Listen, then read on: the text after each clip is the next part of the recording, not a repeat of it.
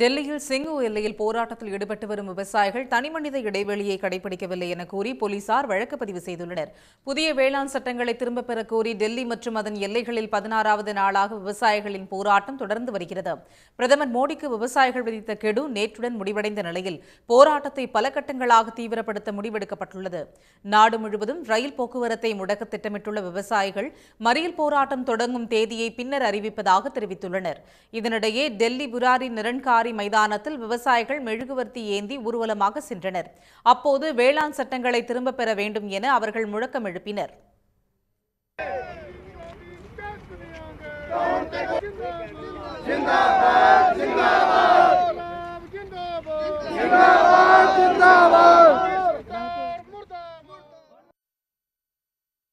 டெல்லியில் மத்திய வேளாண் துறை அமைச்சர் நரேந்திர சிங் தோமர், ரயில்வே அமைச்சர் பியூஷ் கோயல் ஆகியோர் கூட்டாக செய்தியாளர்களை சந்தித்தனர்.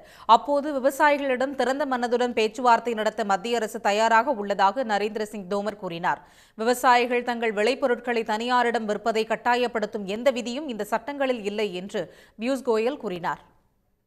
There were some concerns that farmers will be forced to sell their produce in the private market. This is completely erroneous.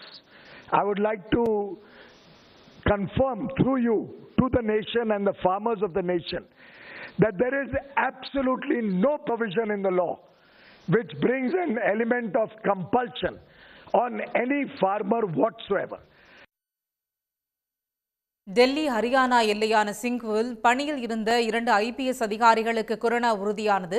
இதையடுத்து சிங்கு எல்லையில் போராட்டத்தில் ஈடுபட்டுள்ள விவசாயிகள் தனிமனித இடைவெளியை மீறியதாக போலீசார் வழக்கு பதிவு செய்தனர். போராட்டத்திற்கு இடையே மாலை நேரத்திற்கு பின்னர் விவசாயிகள் மிகப்பெரிய திரையில் திரைப்படங்களை கண்டுகளித்தனர். உடனுக்குடன் செய்திகளை தெரிந்து கொள்ள சன் நியூஸ் பெல் ஐகானை கிளிக் பண்ணுங்க.